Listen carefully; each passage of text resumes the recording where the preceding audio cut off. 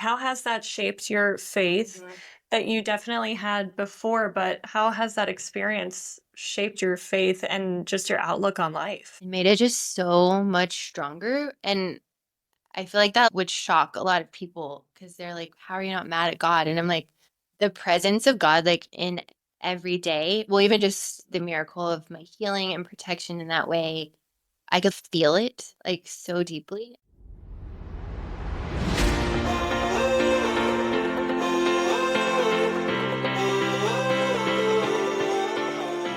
Welcome to Believe in the Good with Haley Dillon, the podcast where we go beyond the track and into the lives of NASCAR wives, families, and the incredible community that keeps this sport moving. Here, we're all about the stories that fuel us, the highs, the lows, the grit, the grace, and the goodness we find along the way. So buckle up because we're diving into real conversations, behind the scenes moments, and the kind of inspiration that reminds us no matter what, there's always good to be found. So let's hit the gas and let's get into it. How's it Okay, I'm gonna going? make myself cozy right here. Yeah, Good. How are perfect. you? I'm good. It is so good to talk to you. Gosh, we missed you guys. We were so hoping that we would see you this past winter I know. And all at the that event fires again. had literally just happened. It was crazy. Yeah, that was such a crazy thing that those fires happened and it just was so bad. It was And so that's something I wild. was going to ask you about at some point, but I guess I'll ask you now. Like, what is it like now? Because I feel like a natural disaster sort of thing happens and then you hear about it in the news for a while and then it's just kind of like everyone moves on. I know. It's kind of disturbing. I And know. I mean, I feel it like has to be so bad still. I know. I feel like it literally changed just the whole city because where it's located, Oh, do you know LA well? kind of. So it was like Kind of like. basically if I went, or we're kind of on the Malibu side in the mountain portion. So it's like we have to go across the canyon and then there's a highway along Malibu or the beach called P. Yeah, yeah, So it's like that all was completely shut down yeah. until the end of May. It was until so just recently opened back up. Yeah. So, See, oh my that's gosh, things people sorry. don't even realize, like how bad. It was so crazy because we've had amazing community and friends here. And I feel like that natural disaster just changed. Yeah, the whole city is kind of like a center point, Yeah. the west side sort of. So it was like if I went into the city, I would go PCH through there, but that whole area was shut down. It was like just like such a historical area where so many of our friends live, so many families grew up. Yeah. And it's wild because everyone truly just relocated to either Orange County, Santa Yeah. Barbara, Nashville. Jason and I Yeah. have been talking the most we've ever talked about. Is this the right place for us? Because now all of our community feels gone Oh, from the fire, yeah. you know? Yeah. It was so tragic. And we had so many friends of friends that live out there. And we didn't know, none of our direct friends lost their houses or anything, but I mean, it just was so bad. Hmm. So anyway, backing up, Lauren, it is so fun to have you. I so appreciate you coming on. I have been doing this podcast. You are definitely a little bit outside of the norm of the girls that I've been interviewing. I've been interviewing mostly women involved in racing and in NASCAR. And the reason being is that I want to kind of give these girls love and a platform to sort of share about themselves because they're all such interesting women. And I've grown so much respect for so many of these drivers because when I talk to their wives, I'm like, she's amazing. She is so smart and gifted. And, they just have these beautiful stories. And so when I was thinking of women that I would like to interview, sort of a dream list, I was like, you know what? I know it's different, but I really would love to talk to Lauren because you just have such an incredible story.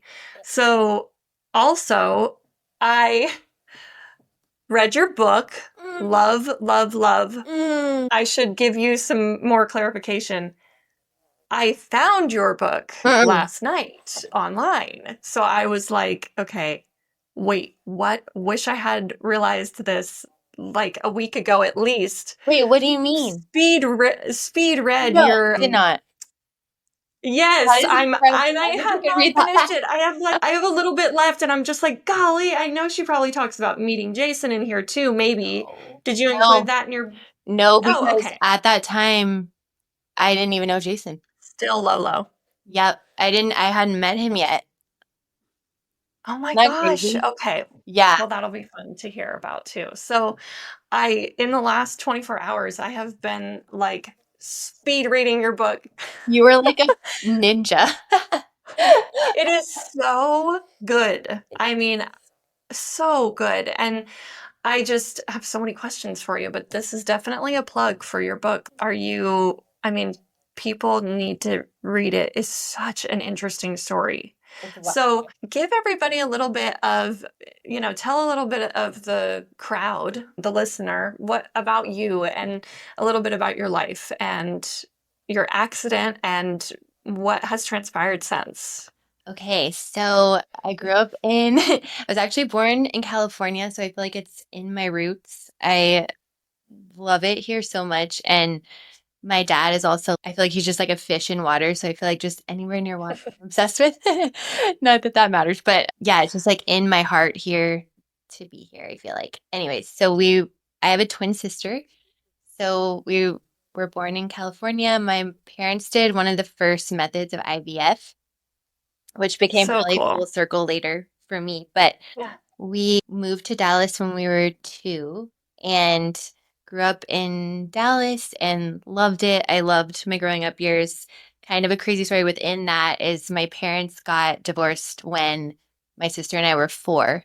So my mom had an affair with someone she worked with.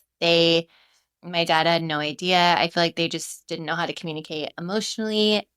And my mom felt connected to this other guy. So I feel like that was like a huge, I guess, foundation of just like our growing up years. So my parents had split Mhm. homes. We were 10 minutes apart, but we almost had 2 different stories of growing up. So in my mom's house and my dad's house. And I feel like we're almost like parent trap twins to where like me and my I loved some of those stories of you guys being like, yeah, let's all hug, and then we're gonna dip down and try yeah. and get him So to. kiss my cheek here and kiss my cheek here, and we dipped down so they would kiss.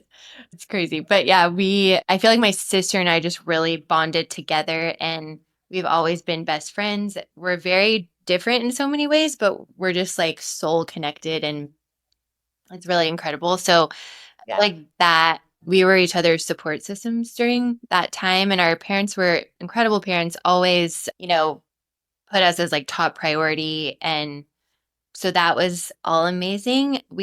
So my dad bought a lake house in Texas. So I feel like also the lake was a huge part of growing up and almost my happy place, almost like a healing place mhm. for me. Even we started skiing when we were 4.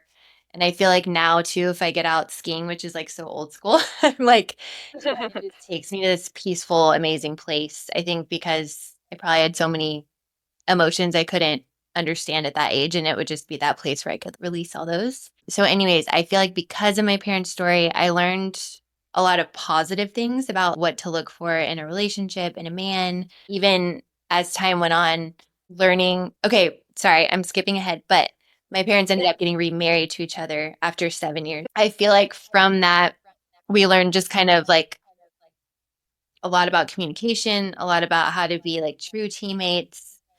Almost we like learned from the mistakes of my parents because they shared so much with us. And I feel like our home after they got remarried was like an open door and so many couples would come in and just share their stories and my sister and I would just be Yeah. around the table hearing so many things. So I feel like it was so positive for us to just listen. We weren't even really Yeah. participating, but we would hear like what people were struggling with and not like crazy details, just, basic things that I think taught me so much.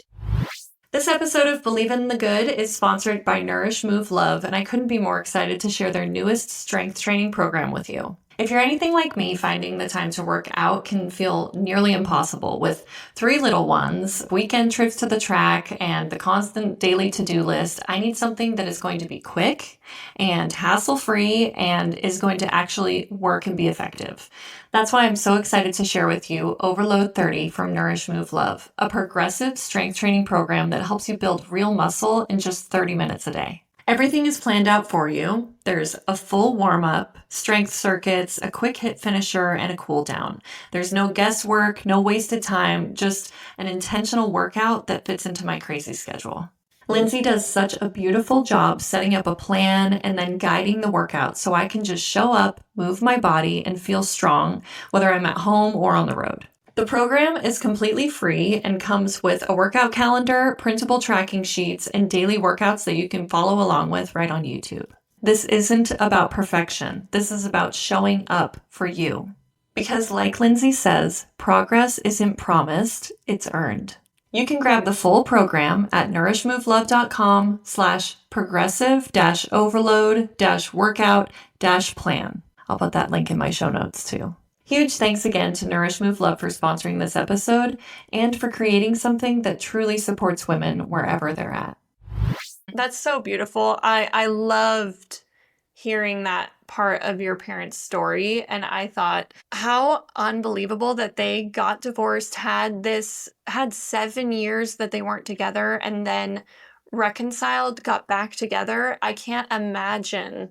Yes. And also finding their faith in that journey Yes. and having such a closeness to the Lord and being able to sort of, when your mom said in the book, when she said, this isn't about you and me. This is about me and God. And I am not going to do this to God. Yes. When he was like, how do I know you're not going to do this again? Yep. And that was so beautiful. I just loved hearing that. I think that something that made me feel connected to you guys was something I did have this feeling with you guys when we met you last year. I had this feeling of, gosh, there is a deeper connection there, and I don't know why. And I think that hearing your parents' story, it just kind of enlightened me to, you have so much humility and you have so much grace for people, and I think that it's just infectious. And I think that you saw something in maybe Ty and I's story, and as well, because we shared our testimony during that trip. And we haven't had a perfect relationship. We've gone through so much, and like, it just was so cool getting to meet you and sort of understand. And then hearing about your parents, I'm like, I mean, not that we have that same sort of situation story, but like, we had a messy relationship and it was a beautiful part of our testimony. And so I don't know, I just think it's interesting to hear you say that there was other couples that came in and you sort of witnessed their stories, because that's something that Ty and I our kids are so little, but we have been very vulnerable about not having a perfect marriage and just always trying our best and giving it to God and Yep. making sure God's at the forefront of our marriage.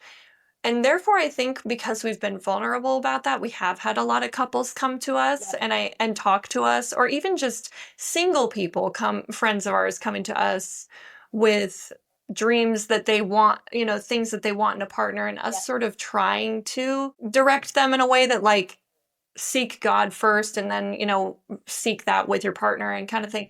Anyway, Yeah. it's just beautiful to hear that you heard those stories with your kids, because I feel like we're doing that with our kids. Yeah. And sometimes I worry, what is that doing to them for their future? Are they going to have these unrealistic expectations? Or what I hope is just have a lot of understanding and empathy and grace for people. No, totally. I feel like is, I would guess from the kid perspective with my parents, it was just like a very healthy thing for us to hear. So it Yeah, was like appropriate details that we were hearing. And totally. I feel like the vulnerability of my parents just opened up vulnerability for us, and that like safety, that feeling of safety to just talk about Yeah. anything in our home. And then knowing, when you just feel like your parents know everything, you're like, my parents don't mess up. Like they know everything. Like when you're a kid, you're just like, you almost don't see them as like human, like a real human in a way. Yeah. They're like, Oh, here's, totally. Yeah. and I feel like hearing that was almost like showed like the need of Jesus. Like my Mhm. parents don't even know everything. And like my mom wasn't a Christian when she had the affair. Not that that doesn't happen after you're a Christian, but like hearing just like her perspective and her needs. She didn't even know how to communicate her needs and she wasn't getting her needs met. It Mhm. also stems from both their childhoods. I don't know, it goes so deep, but like it's interesting to learn and realize like how much that time even impacted us more than I realized, I think, because well, I'll continue with the story and then I'll tell you what I realized in counseling about the divorce and stuff. Yeah. But yeah, I remember too, I mean, I had such a close relationship with each of my parents individually. And my dad, I feel like just taught me just like where my value comes from and really encouraged just who I was as a person. And same with my mom. But I feel like it's really powerful for a daughter to feel like supported, encouraged by her dad.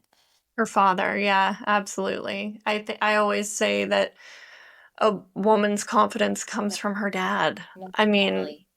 and so when a woman doesn't have a good father, it's hard. Yeah, And I do think you can seek that in God and have, that relationship because so many people don't have fathers. I mean, but yeah, something that for Ty and I with Oakley, I'm like, sweet. your role in her life is so important Oh my gosh. in building her confidence. Yes. I feel like I saw just that so clearly because some of my friends didn't have either good father examples or good relationships. And you could see the like almost physical difference in their life of just Yeah. seeking that from boys, seeking that from guys. Not that like I'm a normal human and I, everyone loves attention from different people, but it's Yeah. my, I didn't crave, like, I need this acceptance from these men or boys, in high school Right. and beyond. Cause I was like,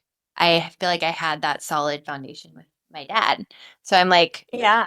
never felt this You did seem desperation. like reading your book, like you did seem like for so long such a pure-hearted, not naive, but just like a very pure-hearted Yeah. woman and still are. I mean, I think that that's so beautiful that you had that from as a child and all the way through your whole life until, I mean, until now. I don't know. It's beautiful to see because, you always you hear so often stories of people just sort of like falling from the Lord and not, Yeah. but you really have just always been. One thing I thought was so cute and it has stuck with me is when I was listening to your therapy session that you and Jason did just recently. Yes. I loved how your therapist said, "You're a happy." I'm I happy. was like, she said something like to that effect, like, "You're a happy, like your just existence as a person is that you're like a happy person." And I was like, that's such a cute way to put it. And I feel, you probably as a kid were just like such a Mhm. sweet, happy kid. No, it's funny because when I look back, I'm like, I I feel like in high school, so I actually had my first boyfriend started in high school, but he was just like the sweetest person. And we had it was like a great first relationship. We dated for 3 years. But when I like think about if I go back and look, I'm like, I would wake up every morning just like, so excited. Like I would be like, good morning. And so ready to like, I don't know, eat breakfast, get ready for school. And we just have so much fun, like loved life and Yeah. like still feel that way. But I also was like, in my own just little like happy world, like happy bubble that I created for myself almost of just I don't think I truly like understood reality or pain or anything like that, which is interesting. It must have been like partly a coping mechanism to like Mm. shutting that out or I don't know what it was. It was just or maybe it's just like joy the Lord provided for me during my parents' divorce and then onward. Maybe just being like extra grateful Yeah. for life and yeah, I've always kind of been that way, happy go lucky, but can be realistic at the same time sometimes. Yeah. I think that it's just like maybe a good dose of gratitude for your Yeah. life. You Yes. just, yeah, I No, think it's that's beautiful. And I think it probably does stem from, you know, your faith and Yeah. sort of those formative years when your parents were split up but then got together. How old were you when they got back together? So they're divorced from 4 to 11. Wow. Yeah. That's very See, important now, I don't time. know if this happens to you, but anything you experience in your childhood, so now that we're like on the parent end, Yeah, now me thinking about that for River or Poppy, I'm just like, oh my gosh, that's so I know. heartbreaking. Or just, I don't even, how do you even process those types of things when you're so tiny? I don't know if you do fully. It just comes out in I fear or, know. other ways. I always think about that, especially with Oakley. She's almost 8. Oh And I mean, my I vividly remember God. Mm-hmm. going into second grade. Like I vividly remember those things Yes. and have so many memories from that time of my life. And I'm just like, she is going to remember these things for life, Yeah, you know? totally. I It's know. weird to see it now as a parent. I You know. just are constantly one thing that I think it sounds like your parents did, and I'm sure you guys do, and I feel like we do, is that we don't have it all figured out, Yep. Like that's one thing we try to be very transparent with our children. Yes. And, we apologize to our kids Yes. when we screw up. And, I'm sorry I got so frustrated. That was Yeah. not good. And we try to just be human to them and let them know we don't have it figured out. Because, like you said, my parents definitely raised me with a mindset of, oh, They know it all. they know it all. Yeah. Yeah. And it's interesting because I feel like it's partly, I'm like really grateful for our generation. And it comes from, I think one of the benefits of social media is like, for instance, my sister has a 5 and an 8-year-old, and like the things that I've learned about parenting from just random things that pop up on my Instagram, which I'm not even on Yeah. that much, but I'm like, it'll be so helpful for me. Even this morning, I was watching a thing where it's don't try to problem solve for your parents, let them, or for your kids, let them give the problem back to them, depending on what it is. If it's, Yeah. you know, you would like, Totally. but just let them problem solve and it brings, or even just It's River. so hard. Yeah. So River and Poppy have helped us. Poppy's now starting to help us with the dishes. She's 1.5 and so tiny, but River started that too. And he is obsessed with helping with things, but like even letting him hold a breakable plate and handing it to us or Yeah. a glass and like stuff like that. And I think that's all so important, but like I wouldn't know that. And for instance, Jason's mom was here and she was like, that was my hard thing when my kids were growing up is just letting them, I would just jump in front of them and do it because it's easier if I do it. And I'm like, Yeah. totally, because why wouldn't you? Like, I feel like now we have things that we're reading and seeing, and we're like, okay, this is actually great for their, foundational makeup, and this is good for them. But how would I have known that? You'd have had to, Right. but I I just, know there's some stuff so nice about social media in that way because you do learn certain things. I mean, Mhm. one thing that I at one point saw and it has always stuck with me is to let my kids answer. Yeah. Don't speak for them. What do you want to eat? And don't say, do you want a Z bar? Do you want some watermelon? Do you want a yogurt? Yes. Let them answer. And even if it just is like painful to be silent in that moment, And waiting. just try. Yeah, waiting. Yeah. Like waiting like 30 seconds for an answer to come out. You're like, Yeah. Yeah, because that's so important for them to learn how to communicate. yes. So we were just in Idaho for a month, and it's like very communal. You kind of don't leave the area because there's 3 restaurants and just a lot of like Oh, community or just, so cool. yeah, it's so special. But yeah, just like families and different kids and people working and like a golf course. There's so many different things that I think he's exposed to that was really good. But we wouldn't order for him at a restaurant. We'd be like, okay, we taught him Yeah. how to order. And then every time he would be like, so he speaks like Spanish and English. But if it was like a guy that spoke Gosh. Spanish, he'd be like, quiero, I don't know, quiero.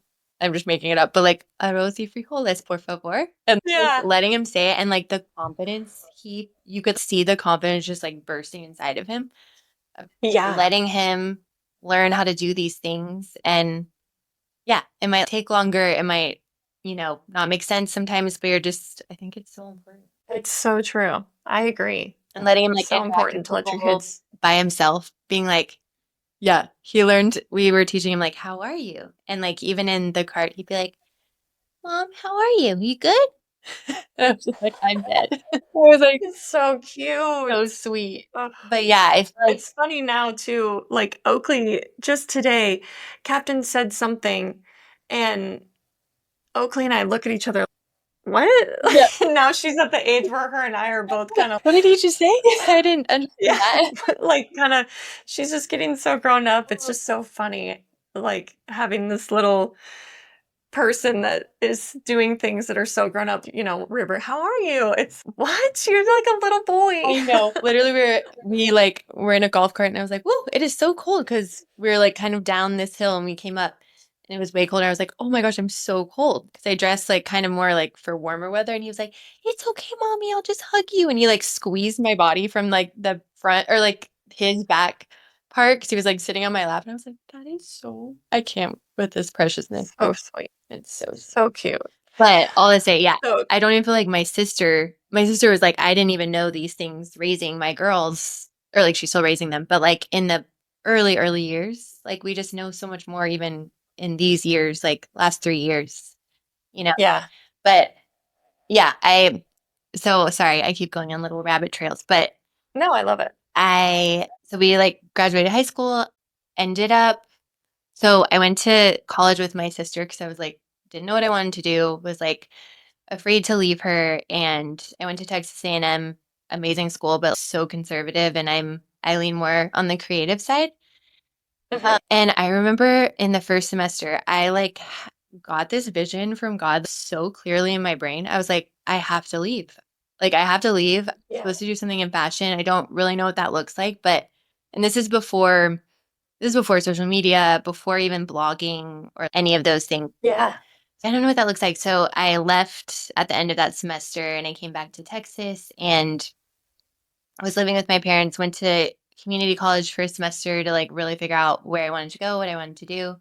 And my friend's mom, he was in Gossip Girl. She was like, they're like our second family. She was like, you need to come to meet the like costume designer for Gossip Girl. I feel like y'all would just connect so well.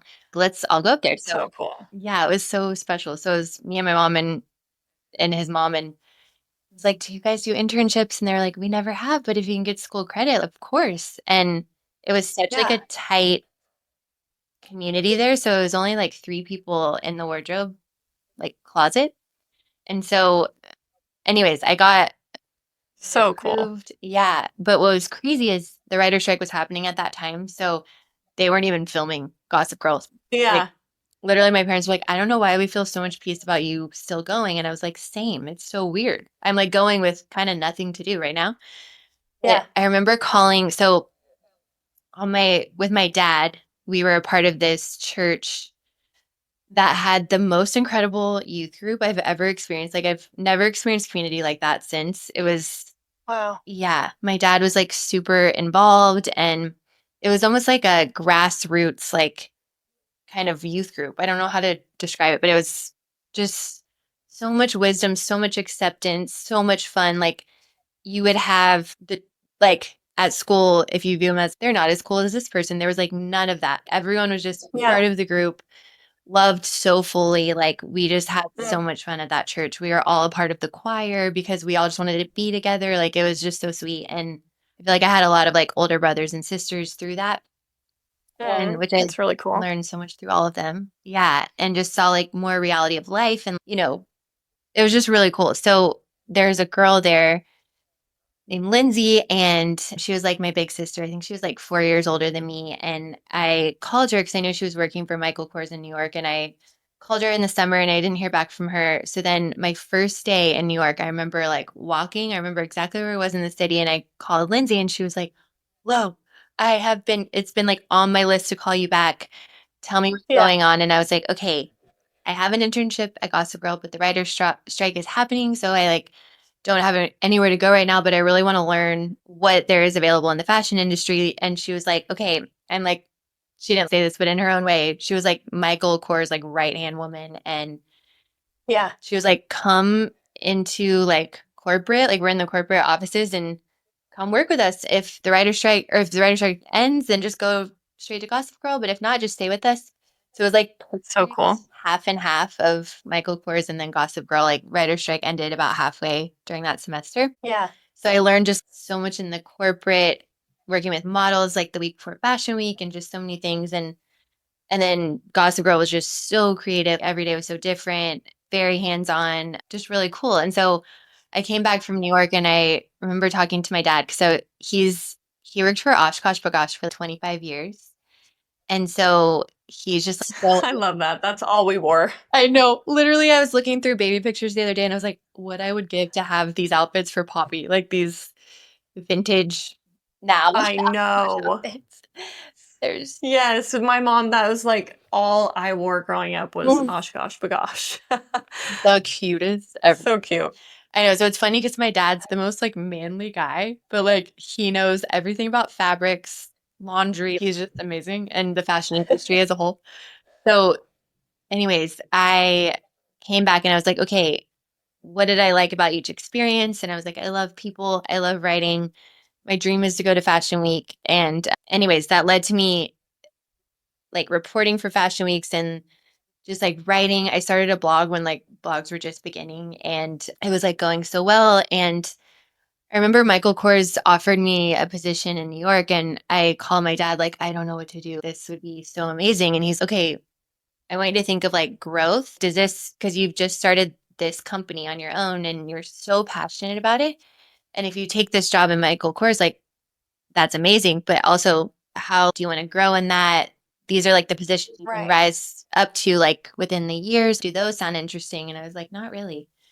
And he's okay. I feel like you should just keep going with what you're doing. And I'm like, amazing. Hmm. And so, Yeah. anyways, I remember now it was just so nuts because there were like 8 of us in Dallas and we were all starting either like a blog or something like that. And Amber Venz is in that who started Reward Style, which like completely transformed and created like how to make commission as a blogger, as an influencer. So we would meet, there were 8 of us girls that were all starting a blog or just a company kind of in what we now would call like the influencer world. And we were all just like, how Yeah. do we make money from this? How can we create a business? And it's just super cool because Amber transformed. She like created how bloggers and influencers can make money and commission and just so Wow. cool. I know. But just like looking back, it was just so grassroots and we were all like had no idea what we were doing. But we were all just like coming beside each other, helping each other. So I feel like my business that I was like starting was really going well. People were like not getting so it was so different than now with, bloggers and influencers going to Fashion Week. It wasn't like that at all then. It was like very intimate. And so like showing that on my blog was just like people were super interested in it. I bet it probably was so captivating because now it's so swamped with influencers doing social media about Fashion Week, but Yep. at the time it was like anyone any of that you could kind of get your hands on as someone interested in modeling or fashion, it was, Totally. I'm sure, a huge hit. hmm It was just so funny to look back on what I would do because I was like, it was funny because growing up I was more shy because my twin would like she would kind of speak for me without me wanting I to. loved My that. friends would come around me and they knew I was shy, so they would just like, you know, support me or just not let me. I loved that in the book when your mom was like, and Brittany spoke. Yes, And Lauren said, yep. totally. Totally. And so it was so funny though when I got to New York, I was like a totally different person. I was just so driven. I had my professional camera and I would go in the front. Like I got to know the photographers really well, and they were like kind of like my little family. And I would sneak in the front row of the photographers if I didn't have a ticket to a show, and it'd be like a show I'd really want to go to, Ralph Lauren or something. And I would go in the front row and just like somehow act like I was a photographer, and I would just get like Oh a my gosh, photo. that's so fun. It was so funny, but That's something Ty and I always say, like, whenever we're at a NASCAR race or anything, we're like, yeah. just pretend, just act like you know what you're Mhm. doing. And you can get away with a That lot. is And so one time, I think it was Little Big Town was performing like a big concert at Charlotte Motor Speedway, and my mom and I, with the attitude of just act like we know what we're doing, we just breezed right past the security all the way to backstage of it. We're like, yeah. what are we doing? We've gone too far. We Yeah. could literally walk on Really? stage at this point. That is hilarious. Yeah, it You just never know. You just keep on going. yes, and I'm so like that way. I'm like, it'll work out. That's like my Yeah. perspective, and I'm like, I know, I don't know. I just feel like it was just so funny, but I would kind of do anything to get kind of what I wanted to experience, and I don't know how it happened, but It's so anyways, awesome. it was so fun. But so I ended up graduating college. I was like kind of doing that alongside college and finished in Dallas, and then soon after that, I was living at home and I was like really starting that business of blogging and, making commission off that and learning how to like connect with brands and do now what's so developed in the influencer space. But like really soon after that, so we had really close family friends that had this little airport. It was like a little north of where we lived in Dallas. And I like kind of had a crush on one of their really good friends that would fly private planes just like for fun. Little ones, like little two-seater Cessnas. And so I would go fly with him and stuff like that. And I remember we like went to church as a family and then my dad, So flying like that was not a rarity? Like you had done that before? yeah, uh-huh. Oh, wow. Okay. Yeah. I didn't realize that. Not like a ton, probably maybe like under 10 times. So not like a lot. Yeah. I was kind of just starting where they would just go flying all the time. So if I was over there, I'm like very adventurous. And so I'd always be Hmm. like, let's go, let's do it. And I don't know, I just loved the thrill of it. And so, anyways, we went to church. We were like pulling out of our neighborhood. And my dad's like, I do not feel good. And we are like, oh my gosh, do you feel like you want to go to church or what? And Yeah. he was like, no, I feel like I need to go home. And I don't know if that's ever happened to my dad. Like it was really interesting. So we like took him home, went to church, and then we would all always after church we'd go to dinner with a big group with family friends or go to someone's house. So we went to our friend's house that lived on the little airport and it was like around Christmas time and there was like one of their friends that was a pilot and he's like, does anyone want to go look at Christmas lights? And we're all like, yeah. And they're like, who wants to go first? And I was like, I'll go. And so we went up, went for a little fly. It was like raining, dark, and someone was getting on after me. And so the way I knew how to get out of those planes, just like how I always would get out, I got out, but the plane was still on. Someone Mhm. was getting on after me. So I think I just like literally walked out into the propeller. So I don't remember any of that. I've always wondered if Yeah. I've done like really deep therapy and counseling, and I've always wondered if it will come into my brain or Come something. back to you. What is that called? I was just talking about this with Danica Yeah. Patrick the other day. Yeah. Oh EMDR? yeah, that's what I did. Uh-huh. Yeah. Is that what it's called, right? I think Yeah, where I can like I want to do this. Sounds so cool, but it even in that, it just wasn't coming back to you. no, like nothing, which I think is just such a protection of your brain because I was like Right. I was like communicating, which is nuts. So you don't remember, you remember getting off the plane and then it's just sort of black until what? What was your first memory? I feel like I remember just like little memories in the hospital. I was there for about 3 Yeah. weeks, Wow. but I was like talking to CareFlight. They were like asking me my name and I would say my Yeah. name. That's like insane because I It's so was crazy. hit like all the way, like my scars, like all the way in the back of my head goes all the way like down my face. Or had a very like traumatic brain injury, but lost that eye and So it got through your yeah, skull? yeah. Oh yeah. Wow. Yeah. So crazy. So it went, yeah. You can feel my scar way back and then comes down, goes like my shoulder, broke my clavicle, and then went through here. And I guess my arm like came up and just my Yeah. arm. Wow. Yeah.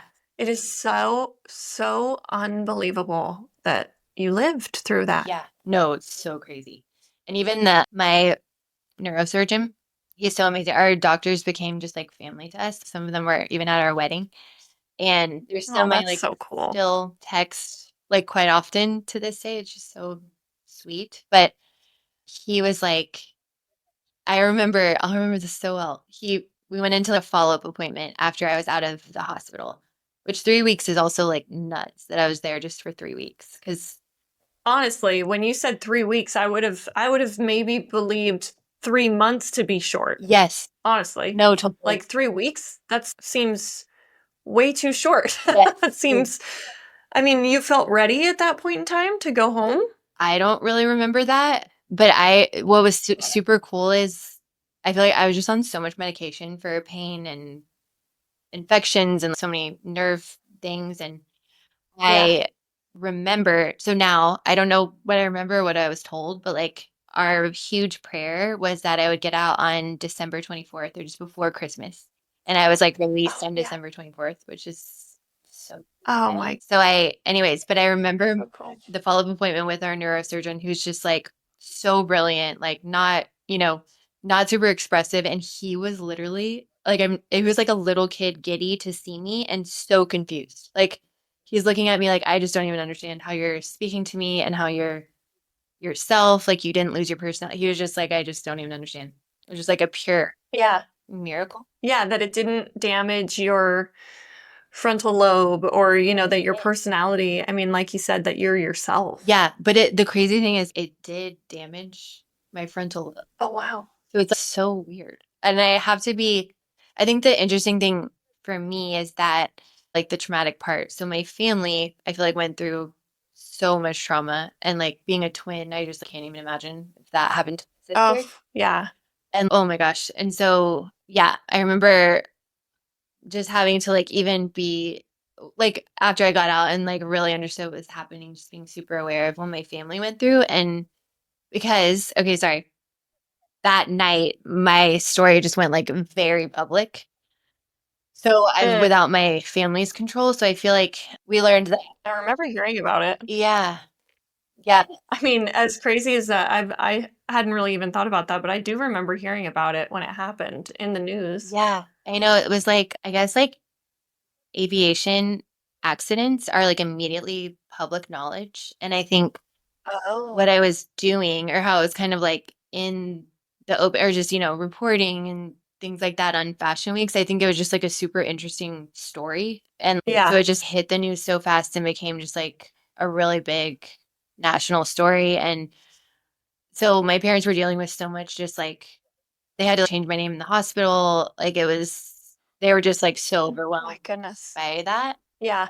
But we just had such amazing community, like, the amount of people that were in the hospital before my parents even got there was, like the hospital's like, "We've never seen anything like this," and Yeah. just the most, like, incredible way of actually seeing community come around you and, like, live life alongside you, make you dinners for months, and Mm. handle things that you couldn't like, my parents couldn't handle, providing places for my parents to stay down by the hospital, like, this one guy had an apartment, like, our really good friend that he just had down there if he would be going to work. So like they stayed there, just like unbelievable thing. Like even the food that they would feed me and my IVs, like that was just people knew I was just like very health conscious. So they would bring in things just for me to have like healthy food. Oh my gosh. Wow. Yeah, it was like really incredible and just so many like loads of things sent to our house, like cards.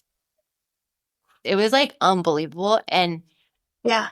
but also, like, really hard at the same time because my family was just Of like, course. Yeah. our top priority is my daughter healing, and it felt like a lot of pressure in a way because, I don't know, the story was just basically I didn't realize that had happened, and I got home, and I remember exactly the restaurant we were at just right by our house, and so many people came up to me, and I was like, "I get that I, like, look I was like, "I have a huge bandage on my arm and a patch on my eye, and half my head is shaved," and I was like, "I know that's, like, kinda obvious, and you're gonna look out of curiosity of that, but it was like people coming up and like my parents hadn't told me the story went really public. And so they told me that day and started showing me like, news clips and things like that. But Yeah. that was like also a different thing to deal with but it was also like beneficial in a way because I feel like I really learned like what pain feels like and then people feeling that, like they can relate to your pain even though it's different pain. Pain is pain and like Hmm. actually understanding like, hardship, and just I was experiencing emotions I'd never felt before, and I just was rarely angry in my knowledge. Like, I'm sure I felt anger and frustration and all those things before, like, in my childhood, but I didn't always express them because my twin sister would for us as a whole. Yeah. So it was just like Mhm. normal grieving. They say losing your hand is like losing a sibling, like the grief Oh my of that. gosh. Yeah. So I remember going to my doctor who was kind of like over it all. And I would get in with her and she'd be like, "Did you feel angry this week?" And I was like, "Yes." And she was like, "Amazing." She was like, "You need to Mm. express these emotions. They're very important." And then it was just like super cool because I think for the first time was learning to be aware of how I was feeling and be okay with sharing those emotions. And then watching how my friends and family responded was just with like pure love, hugs, like even if I were like Yeah. angry. And also, I just remember my best friends would come and they're like, "We're going to go walk around the mall today." And I'd be like, "I don't want to do that." And they're like, "But we're going to because we know you need that. You need like that challenge because we know you."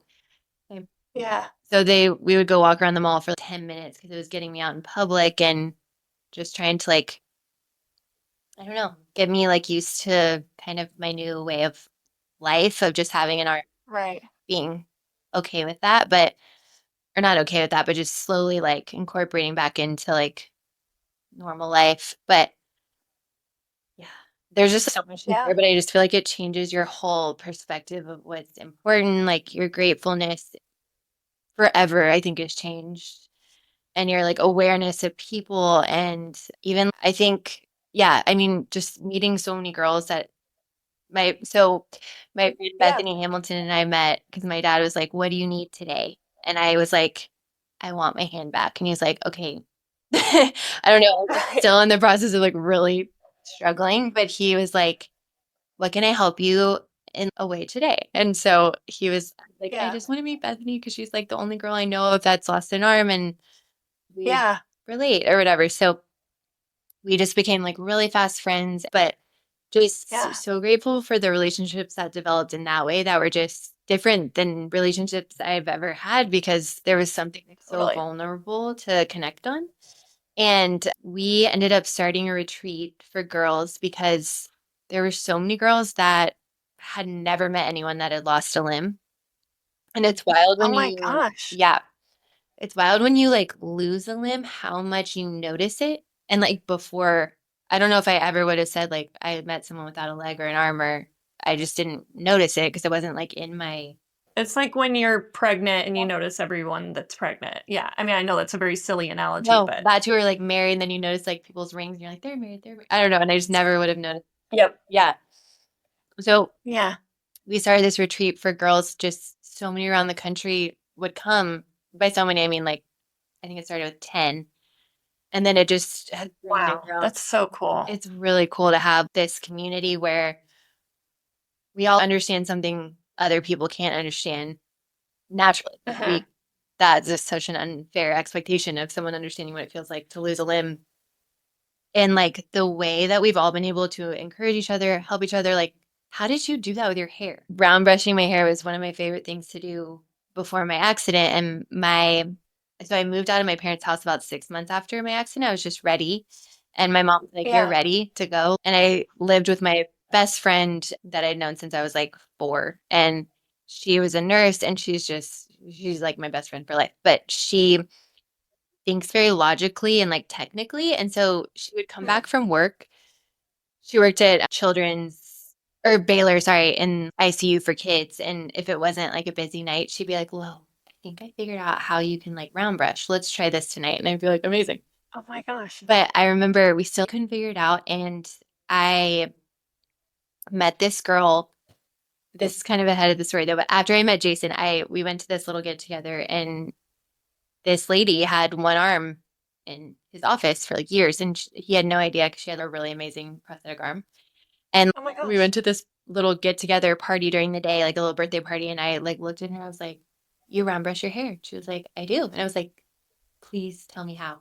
And so she sent me a video and from that point on I could like round brush my hair again. And just it's so Oh wow. cool how you like meet people and you can just like really help each other in just like the coolest little ways, Yeah. make each other not feel alone. It brings so much more confidence and like you actually have community. There are 20 girls I could text now if I were struggling with just even missing my arm or you know what I Yeah. mean? Just being like, hey, I just need to tell a friend like I'm struggling today because of this. And they can speak in a Yeah. different way than anyone else can. So yeah, I feel like it's just taught me so much about community, but also a different sense of security. So like I during that time, so many people would be like, "Are you mad at God? Like, do you wonder like why me?" And I'm like, Yeah, like, how has that shaped your faith Mhm.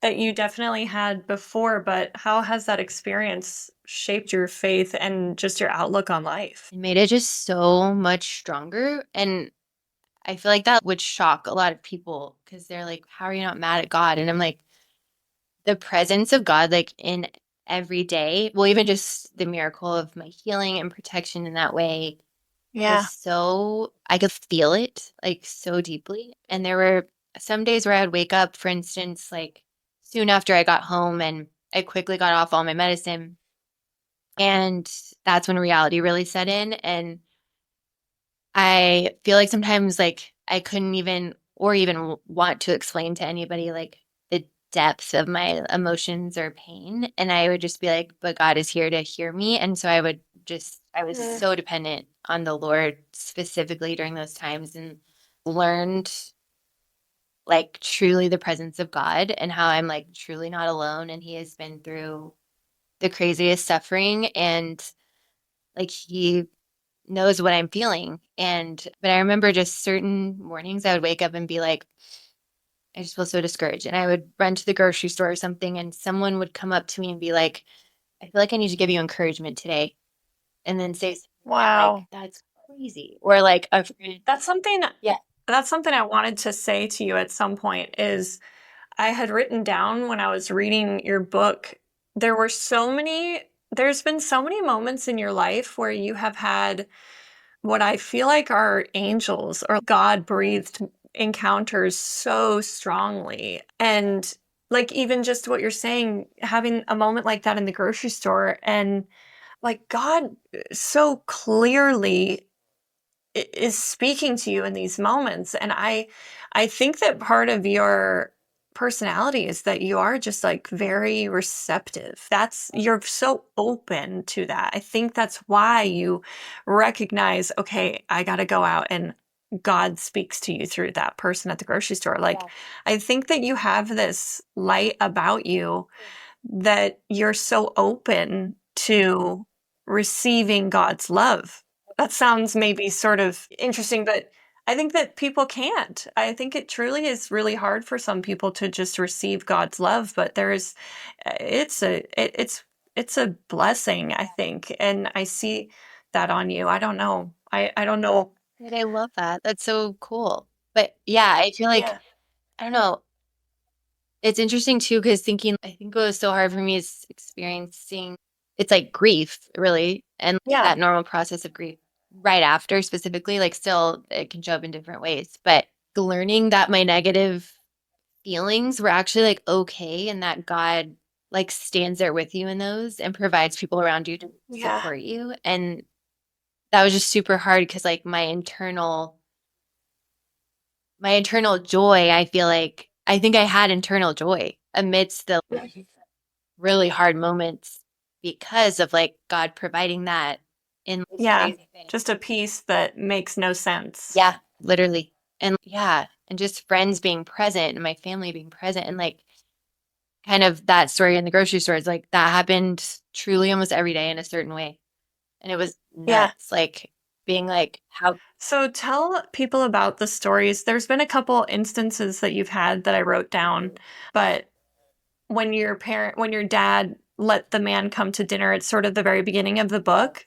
When your dad met this homeless man and took him in, let him stay at your house, and then he left this extremely long letter to you guys that Yeah. described your life. And as you, yeah, I mean, it truly just was prophetic and like he was an angel or something. I mean, what are your thoughts on that now that so much time has Oh my passed? gosh. Yeah, okay, well Explain that story yeah, first. okay, so we went to a church. So after my parents got back together, we went to a different church, and we just so many of our friends were there, so it kind of led us to that church. But my parents were good friends with this guy that started this incredible inner city ministry, and that was kind of like that was a place my sister and I specifically were they were like to just help tutor kids, or we really just got to know this whole community, which it's funny because like looking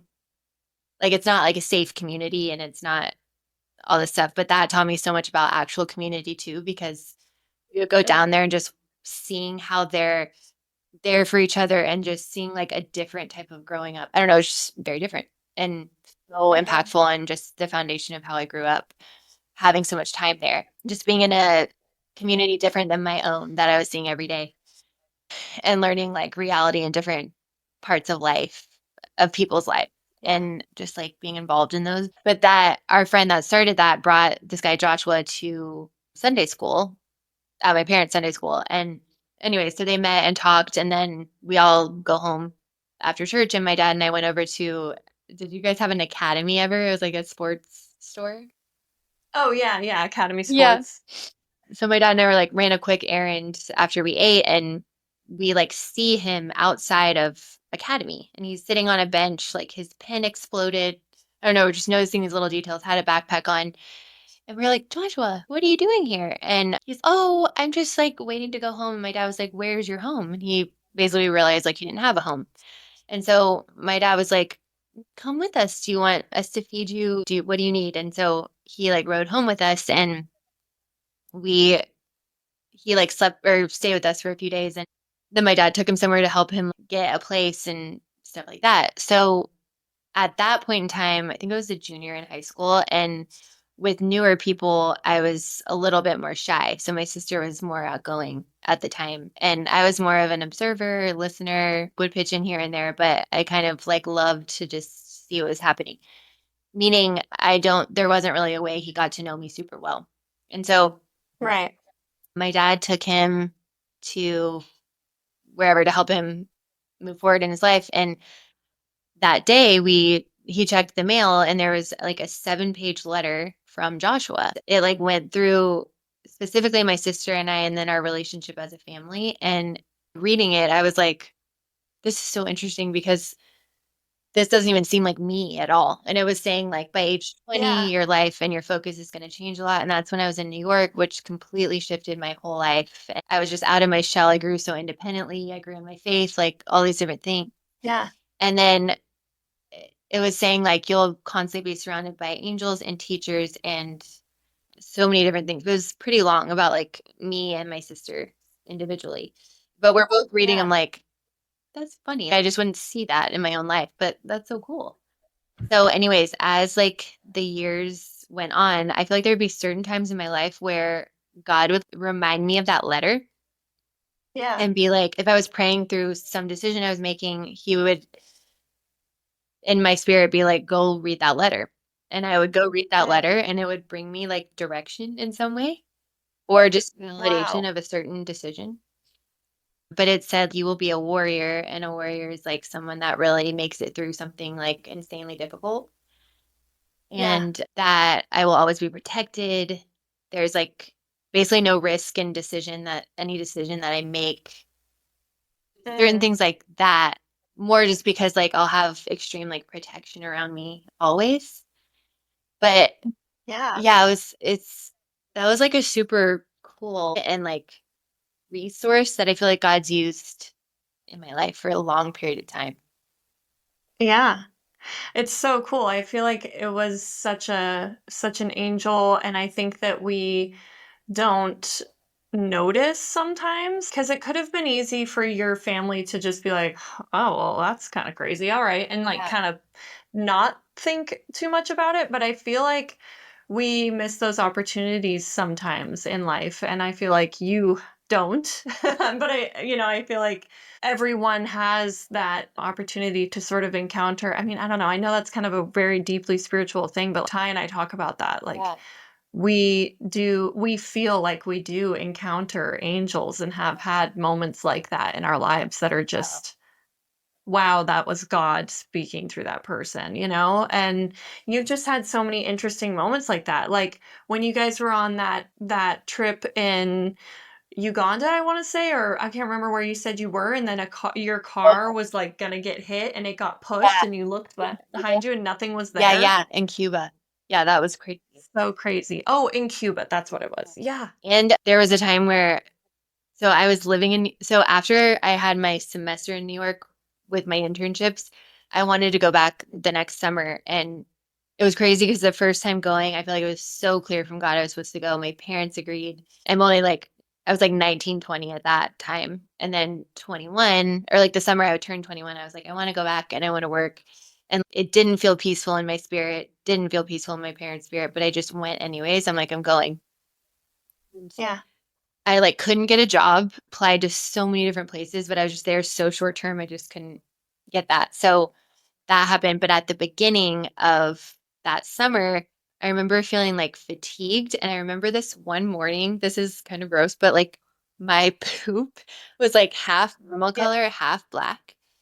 And at that time, I would just look up. This is such a crazy story in your book too. Yeah. It's just insane. Keep going. And It's I was kind of known wild. for I think one of the coping mechanisms during my parents' divorce was like I would just be afraid of dying or getting like a disease. For some reason, I don't know where that came Hmm. from because people around me didn't experience those things. Like it wasn't something I'd seen or whatever. But my parents Hmm. would always be like, stop going on WebMD. Like seriously, stop looking up every little thing because it just is putting thoughts in your mind that are necessary. So, anyways, I remember that happening and I looked it up. There was one thing it could have been, and that was like bleeding internally. It was like the only thing when your poop is black. So I remember like telling my parents and they were just like, "Hello, come on." And I like talked to my uncle who's a doctor and he was like asking me questions and he's like, "Okay, just keep noticing what's going on." I was like, "Okay." And I was there by myself. So I think like a month had gone by and my sister came for our 21st birthday and she sees me and she was like, "Oh my gosh, like this is really bad. Like you're Yeah. hello." She wasn't like saying these things to me, but she was like telling my parents. She was like, Lo is literally like yellow, like not functioning well, like mentally not right. This is before my accident. Yeah. And yeah, and my mom ended up making me an appointment on my birthday with my sister. And he was like, Your red blood cell levels are at a 4.5, which is, he goes, I don't even know how you're alive. It should be at a 12 at Yeah. least. And I was like, you're Wow. very malnourished. You like he wanted to talk to me individually, I remember, because he was like, do you struggle with an eating disorder? And I was like, no, I like love food. I hate throwing up. Yeah. Not at all. And he was like, okay. He was like, you're just heavily malnourished and yeah, you're bleeding internally. And I was like, oh my gosh. So I went like straight to the hospital. It was like crazy. But before that point, so 2 days before that, my sister and I went to this like outdoor bar with one of my like kind of older sisters there. Like she was like my good friend, my friend Clint's cousin. He was like one of our best friends in Dallas, and like his family was kind of like my second family there. So, anyways, it was with her and this guy that I was dating, and my sister and her boyfriend, and I had probably half a beer, maybe. Like I didn't really drink or anything. And we get in the subway, and I was like, I'm gonna pass out. And my sister's okay. And I remember like taking a step out of the subway, and I just passed out on the ground. And these two people came up. It was like this couple, and I Yeah. literally think they were angels. I don't know how to Yeah. describe it. It was like, woo, it gives me like chills. But I wrote them down. Person carried you up the yeah, stairs. carried me up the stairs. And my sister like just directed us to help, but they like disappeared. It was like it was weird, but like Yeah. really cool. Like I will never forget that moment. Oh. Yeah, like a crazy, it was so wild. But yeah, I feel like there have been lots of interesting things Mhm. that don't really make sense, but there's is a Yeah. purpose behind it. Like I think God was literally trying to get me out of New York. I think, yeah, I think it was almost like Because you went home I went straight home. Mom after flew that. up like the next day, and then my sister packed up my whole apartment, and I just flew home with my mom. So I didn't have any like goodbyes to New York to my friends. It was just fully out. They couldn't figure out what had happened, stand Yeah. behind it. You've had so many interesting encounters like that. It's just really cool. It's got to feel very faith building. when you have encounters like that. Mhm. But for someone that is, I mean, what advice would you give someone that feels like their life is taking a unexpected turn? Yeah.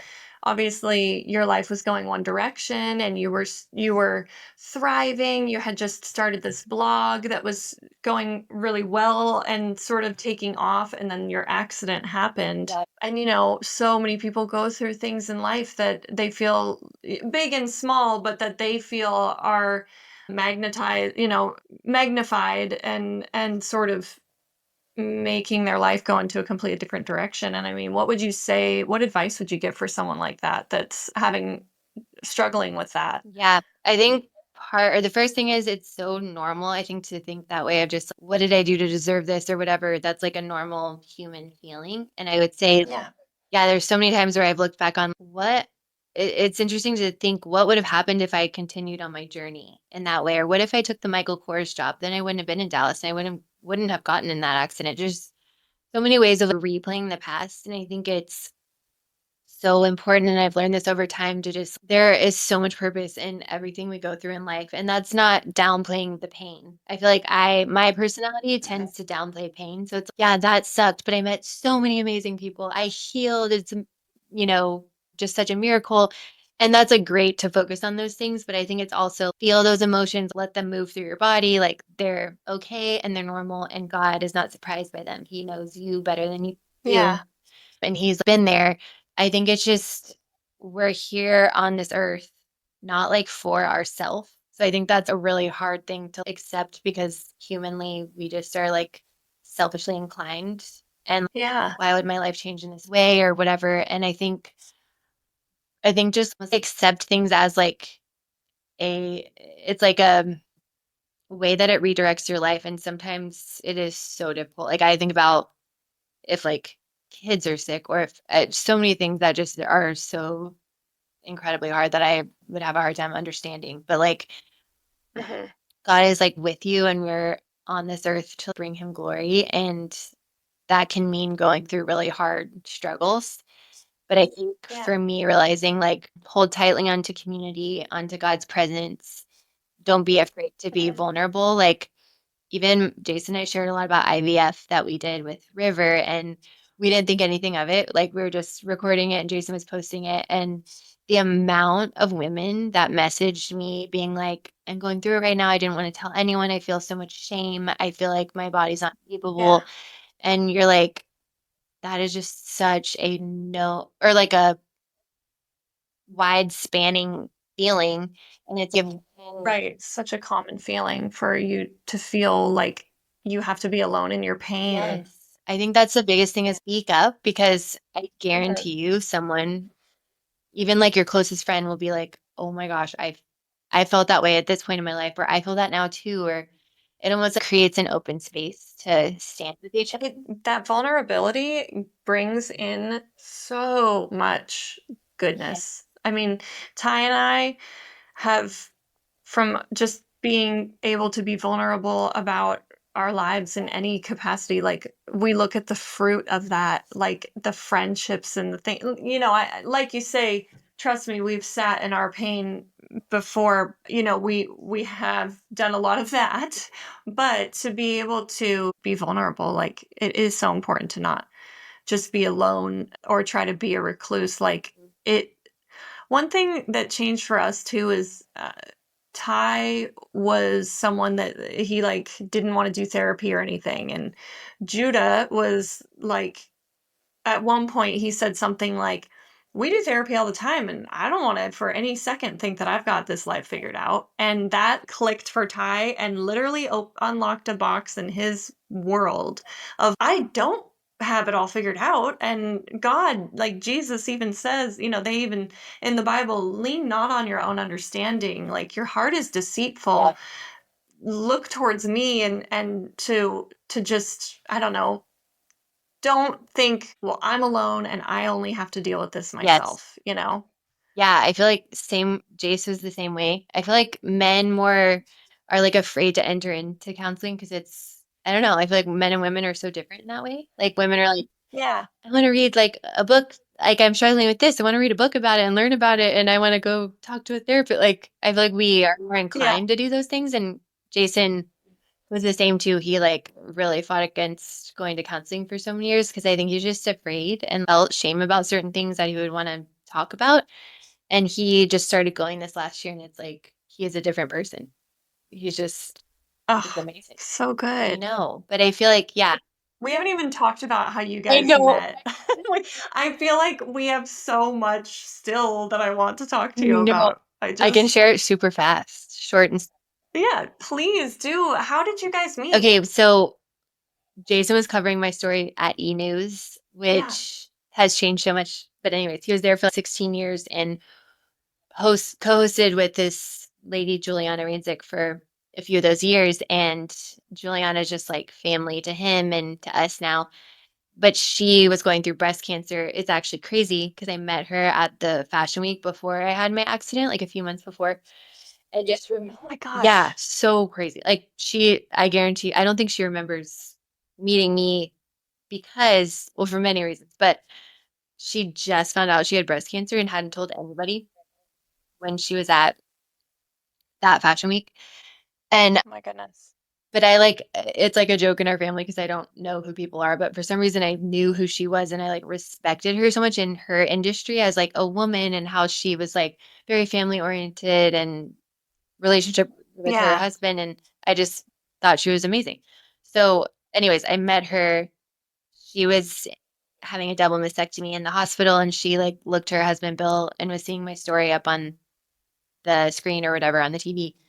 And she was like, I want to reach out to her and tell her she has so much life ahead and like really help encourage her and bring her like hope alongside my experience too. And so we started Wow. Skyping at the time. That was like what was like more the thing. And we are just like really getting to know each other. She was like very vulnerable with me about her feelings and experience about like her breast cancer. And I think it was like almost a year later, she was Wow. like, do you want to come out to LA and can I do an interview with you? And I was like, I would love to. So I remember we did the interview and she was like, do you know Jason Kennedy? And I was like, I don't know, because I like never know who anyone is. And she was like, Yeah. he hosts with me, and I just feel like y'all would love each other. You both love God and people and like all this stuff. So we went to set like, a couple hours later, and I met Jason, and I actually saw the piece of paper with what he wrote down, like his number. I was like, "Where'd you get that watch? My dad loves watches. I would love to get him one, or I don't know. Go look at them." And I'm like, "Where should we eat? Like, what's the best place as a local? Like, where should we go?" And he like wrote all these things down. And I had the biggest crush on this guy at home at my rehab center. So I went to a really different rehab center. It was like called Athletes Performance. It was all like minor, major baseball, football players, but there were like 20 Mm. of them. So I was like the only girl, but I just needed to be challenged. Like the places that were going at the Yeah. hospital were just not good. It was like so frustrating because I was like very babied. And I'm like, I need to Yeah. be like pushed out of my comfort zone. That's like how I'm going to heal. Anyways, so I was there Hmm. for a while and they became like my big brothers, also crushes and like things like that. So I have such a big crush on this guy, and I came to So it like wasn't on your radar at at all. all. He put his number and he was like, "Come on a hike with me and my friend tomorrow. We're gonna go in the morning." And I was like, "Okay." He's like, "I'll put my number. If you're interested, just text me." And I was like, "Great." So my mom's with me, and we end up texting him and end up going on a hike with him the next day with his one of his best friends. And his friend, Oh my after we went gosh. on a hike, was like tearing up in his living room. Like we left and Jason was like, "Are you crying?" And he like, "What's wrong?" And he was like, "No, no, I just feel like you and Lo could be amazing together." And he was like, So cute. and he was like, "Oh my gosh, maybe you're so right." And so from that point on, we just started dating long distance and I feel like we knew. So, You did? yeah. So you guys just kept talking and kind of just stayed in touch and started when was like your first date and like you kissed? So I came out in February. It was actually like over Valentine's Day to LA. And I was thinking to myself, like, I've gotten to know him a lot on the phone. This is Yeah. gonna really show me a lot, like this trip. And Yeah. he like started this Bible study in his home that turned into a church with Judah. And Mhm. like So cool. seeing his like leadership there and like community. And then he took work off, but did this little segment with the Today Show, so I could like really see him even like doing his job or like what he loved. It was just like a very, very special trip. Crazy though, because we like did not kiss at all, and I was like, there were like really nuts moments where I remember we like hiked on Point Doom, and we were at the top. We were the only two at the top, and there were like dolphins jumping, and I was like, hello. You're like, here's your chance, buddy. But he was like being just like extra respect. I don't know. He just was like wanting to start it out with me feeling like very respected, and which is like Yeah. so great. But I'm also like, get over it. Let's just we can just get fine. But that, yeah, that was like the first big time. And then he came out to Dallas around Easter time and met all my friends and all those people. And it was just, I feel like we knew so fast. Yeah. So, That's how Ty and I felt. You right? knew, like, even just talking on the phone that you guys were meant to be. Yes. And the crazy thing was, so like during that season, athletes' performance was like closed for I think like a month or maybe at the beginning of that year. Yeah. So like when I had gone to LA and then I came back and athletes' performance was open back up. So I went back for rehab. I like didn't even think twice about the guy I had a huge crush on. And I'm like, oh, Yeah. that tells me a lot because that's nuts. But yeah, we've been married for 10 years. And I Oh, know it's so have we. What's your anniversary? December 12th, 2020. Stop. So, did you get married on 12, 13, 14? No. We got married on 12. Oh, sorry. Yeah, it's 12, 12, 14. When did y'all get married? Oh my gosh, you did. We got married 12, Oh, 20, 14. literally like a week apart, pretty much. Yeah, that's so crazy because that weekend before that was 12, 13, Mhm, 14. And so, like, mhm, we wanted that date. We thought that would be cool. And then the people, because we were getting married at Ty's grandfather's winery. So we thought, oh, we'll just ask the people the weekend before if they'll switch with us. We'll pay them to do it. Like we were kind of like super right on. eager. And then they were just like, no, we want that date. We want that to be our anniversary. We want 12, 13, 14. And so we were just kind of, dang, okay. Well, we'll do 12, 20, 14. And then I don't know if I've ever told you this story, but then we booked the venue for that day and I went home and it was like springtime. It was like I was home for Easter before we were going to get married that following Okay. winter. And I had looked in my journal and the very first time we had ever talked on the phone, I wrote all about it and it was 12/20. It was December 20th. And so it was just like, oh man, that's so crazy how that worked out. And then Yeah. I never told anyone that. I didn't tell my mom. I didn't tell anyone Yeah. that. And I took that page out of my journal Mhm. and I said that to Ty during our wedding I am vows. dead. Oh, And I like read it to did him. Ty know? Like you didn't tell him that either? Nope, I didn't tell anyone. And Ty was already crying, and that brought on the real ugly cry. That is Yeah, I cool. was like, no, you would have thought, like, I didn't even have time to cry during our Yeah. wedding because I was like, are you Yeah. okay? Honestly, that's how it was for us too. I feel like I wasn't like tearing up or anything, and Jace was like a mess. Yes, I was just like, I didn't even really have the chance to get emotional because I was just like, are you gonna be all right? That is the best. Oh my gosh. It was so crazy. Oh my That is gosh. Well, that is so cool. I used to watch him on E! News all the yeah, time. Like, he was on there for for so forever, long. and Juliana, and I watched them for years, and then when I met you guys last year, I was one of the highlights of the trip because I was super pregnant with Bear, Yes. and I was like, "I used to watch your interviews on the red Yeah. carpet," and he was like, "Okay, Haley, well, then I have a question for you. What are you Yeah. wearing?" Or who are you wearing or whatever. And I was like, oh my God, I can't believe you just asked me that. It's like such a fangirl moment. And I remember being like, I'm wearing a cover up from Everything But Water because it's all that will fit me. I remember that. I literally remember that now. That is hilarious. Oh my god. Oh, That's so funny. and then the first thing, literally, like that first day we got up, we shared our whole testimony. Yeah. And then one of the very first things you said to me was we were talking about having babies, and you were like, "How's your?" I was telling you about my VBAC and that I had had a C-section, that I had a natural, like total unmedicated birth with Yeah. Captain, and you were like, "How's your pelvic floor?" And I was I like, remember that too. "I love this girl." I remember- That's my kind of girl. Just immediately right in with Oh the, my goodness. "How's your pelvic floor?" That's so great. I Oh my loved it. god. Oh man, and it's good. I did do a little physical therapy just because they offered it, and I was like, "Well, Like, all okay, I'll right," take but yeah, it. yeah, I'll take it. The only thing I have from my kids that is frustrating is I have a little bit of diastasis on my lower abs, you know? Me too. I'm like figuring Yeah, that out. Okay, speaking of pelvic floor, this girl that she's been doing body work on me ever since I was pregnant with Riv, actually. And yeah, she's so brilliant with it, but she was like, your so your pelvic floor is like the hammock that like supports everything. I've never really yeah. known how it worked, but that's like your foundation. And then in the scan that I did, it like showed atrophy in my lower abs because like my belly button Mm. isn't the same. And I can feel this. Yeah, mine either. I have a hernia. Yeah, same. So she was like, you really need to like first start with like strengthening your pelvic floor and then you like build up through the core and then like around your spine. It's like great to know. Mm. That's like amazing. Yeah, But learning like yeah. how to do that.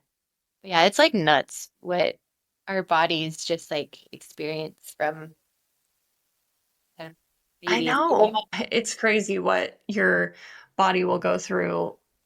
I mean, you had a doozy of a birth, your first one. So crazy. It was so crazy, but so incredible. It was like I didn't know any different. So I remember the doctor. So we tried to do like non-medicated birth at home, and then I just stopped dilating completely at like 6. Oh, We yeah. had the option of going to the hospital. I was like, I'm ready to go to the hospital. And but the doctor who we love, absolutely love, he was there, and then Jace, obviously. And we had And this was during COVID, right? it was actually 2022. It was like a little past. Oh, okay, okay. But Oh, yeah. yeah, Anyway, I know. Oh my gosh. I forget your kids are a little bit younger because River's what? He's not quite Yeah, 4. he like just turned 3 in April. He's a Yeah, big boy. okay. But I remember going to a little follow-up thing and he was like, I don't think that like the trauma of your birth, I don't know if it'll ever exit my brain. And I was like, seriously? And Jason was like, same man. And we're like, what was it? I'm glad it was traumatic for I know it was you. like, but I also was like, it's so funny as the mom, you're so focused. And there were so many people in the room, like nurses and stuff, and they were like, I don't know why, they were just like preparing for after then like Yeah, handing him off and maybe it being, more like needing more care. I don't know. So everyone was like yelling when I would push in the best way. And I was like, this is the freaking most amazing experience. And then I did a yeah. C-section with Poppy because he was like, if you tear again, like you could literally start pooping out the front. And I was like, all right, let's do a C-section. He's like, Well, that scared me to yeah. death. Was like, I Yeah. don't want to risk that happening. But we did the C-section. He was like, which one do you prefer? And I was like, you're gonna think I'm psycho, but I was like, without a doubt, the birth with River. He was like, okay. Yeah. Yeah. Because I know. Mine, for me, was just rough. It was hard. I wanted something different in my mind, and so I was disappointed. Not saying it has to be disappointing for everyone. Obviously, you can have C-sections that are beautiful, and I I just was really disappointed with how the outcome of the whole journey went for me. So that's why I wanted so badly to try again and have a vaginal birth. And I did, and it was wonderful. and I and what for me, which one would I prefer? Definitely my vaginal childbirths over the yeah, C-section. there's something about it. And I feel, yeah, the best wisdom I got was not to like cling to your birth plan. People told us Totally. that. I'm like, I'm really glad she told us that because I think I would have been really disappointed that didn't Yeah. work here. And I don't know. I was like, I would have regretted not Totally. trying that, like trying to do the home non-medicated. Yeah. Yeah. And I was like, if at the end, safe mom and safe baby, healthy Yeah, mom, all I you want. know. I know. I think that that's something too that people do a lot of times say when they're like, you know, well, healthy baby. And it's okay, but I'm not mentally like healthy mom, healthy baby. But for me, I was like, I'm not mentally healthy after that. Yes. That wrecked me, you know? And so definitely struggled with some postpartum depression after having Oakley and connecting with Oh, her wow. initially and just feeling like I didn't take to I mean, I did take to motherhood, but it just was so hard to become a mom that first time. I mean, it just rocked my world. And you don't know And what you're like, you bring a baby, you're like, what do I yeah. do? Yeah, and then they're just like, "Bye." Yeah. And they're like, "Well, you're both alive." I'm like, "Yeah, but I was just devastated." You know? So I definitely I'm the kind of person that I'm like, I'm not just gonna like we've talked about, I'm not gonna sort of just suffer in silence. I'm going to speak out. I'm going to try and make this better for myself and I did and I was really grateful for it because there are so many things that you can do beyond, you know, one of the first things they wanted to do and I'm not saying that you can't do this, but one of the first things they wanted me to do was prescribe me to a low dose antidepressant Yeah. and for my family that was just a really something a lot of people had struggled with in my extended family and I was just like I don't want to get into that cuz I Like don't anxiety or depression. with depression, with taking antidepressants, and so that was something that they really struggled like, I have some family members that have been on for years and years, and so it was something for me, I just was like, "I don't wanna do that," but there were so many things I was able to do to make it so much better for me. Like what? Just hormonal bioidentical hormones, you Yeah. know, like, that helped big time. That's amazing. I know, I feel like our doula had told us, I guess in South America, they do a celebration of it's like the bones coming together. It's called something. But like after Mm, birth, people will surround the baby and the mom so the mom can fully heal and take that time. And I feel yeah, let's get healed so I can like get out yeah, of bed and do this. And I'm so glad she told me that because I feel like my drive inside would be like, I want to get back to life. I want to take my baby everywhere. And it's like really sinking yeah, into home and like healing. But I feel like that's what's different in America is like we're kind of yeah, like left to our own resources. And we're like, I think one of the rare countries that like doesn't have this community of family and friends that like truly come around you constantly to care for you and the mhm. baby. It's like more you feel alone-ish when you're like, And, like, get back to yeah. it. We do this every day. Like, even the birth in hospital, it's like, "All right, let's get you out of here," you know, and it's And the like fact that it takes 2 years for your body to like really heal physically after birth, and then 7 for yeah. everything to balance out hormonally and everything. Wow. Then I'm in the thick of Yeah, it. same.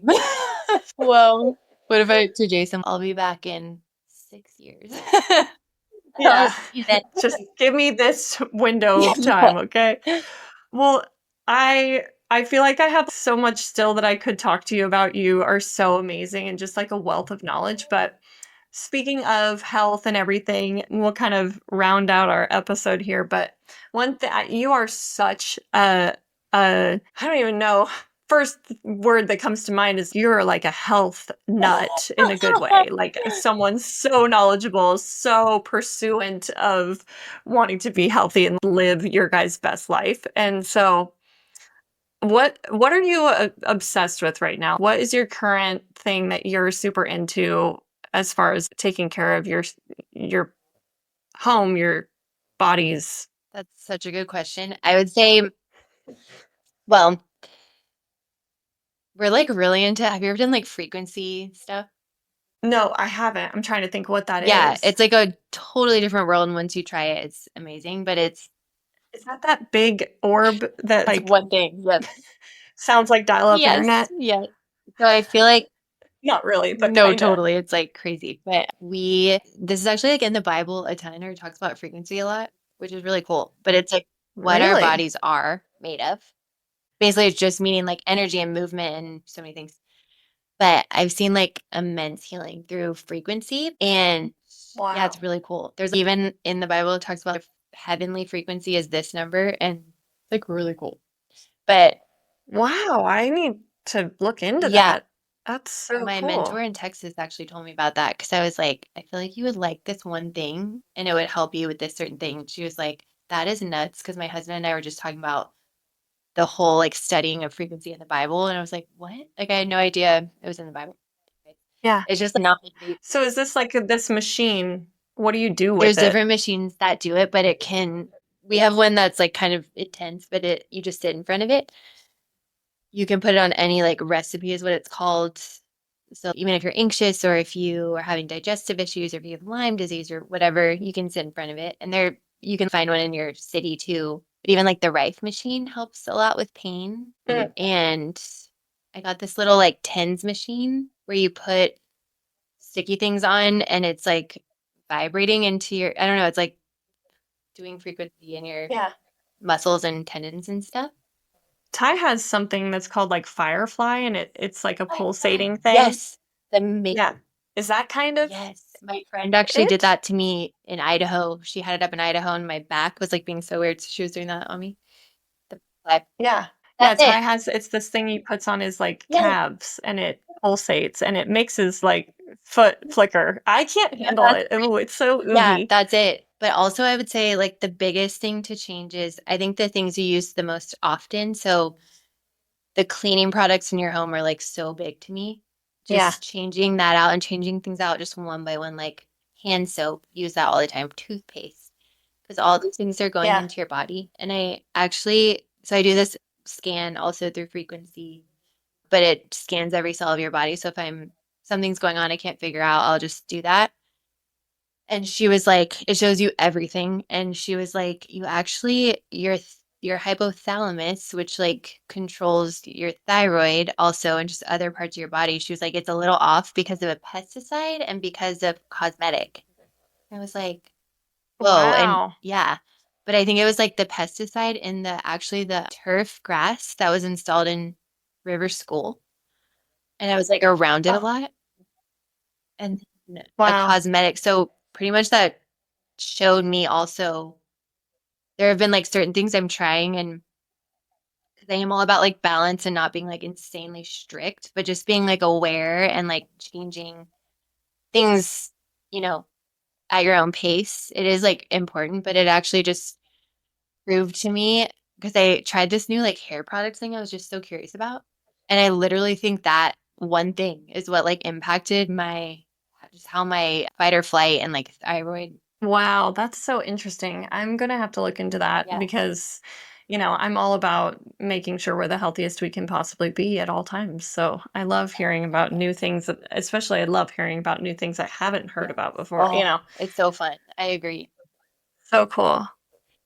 Well, Lauren, thank you so much for coming on. I've taken up way too much of your This is time. I so appreciate it. You're such a amazing human being. You have such a light. Like you're doing God's work just by being you because you're such a light. I mean, such a person that, you know, you're a special human. So I really appreciate you even taking the time to talk you to are me. too. We're Jason and I, like I don't know, when we first met, we were just like, there is something so special about them and like your story and your I feel like you're just the most easy to connect to, both of you guys. And like we met one time, but I feel like we've known each other for so long. You know? It was just so easy. That's what's nice about social media, Yeah. right? It's so true. I feel like we get to stay connected because of it. But yeah, well, if Jason ever wants to start broadcasting in NASCAR, which I think he That'd absolutely be could, incredible. Oh my gosh. I'll tell it would be I'll so be like, cool. this is what we need to get into. Yeah, we got a great neighborhood. You can come move in and be our That is neighbor. the best. Oh my gosh. Thanks, Haley, for having me on. It's been so fun. Yes, thank you so much. And I hope you have a great day, and we will definitely talk soon. Okay, bye.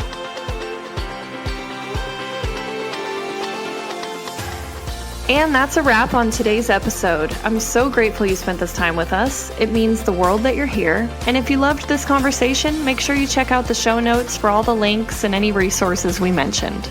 I would love it if you followed me over on Instagram and YouTube. This is where I like to share things about my life, little tidbits about our family. And hey, if you enjoyed this episode, the best way to say thank you is by sharing with a friend, leaving a review, and rating the show. It helps this conversation reach more people who believe in the good. See you next week.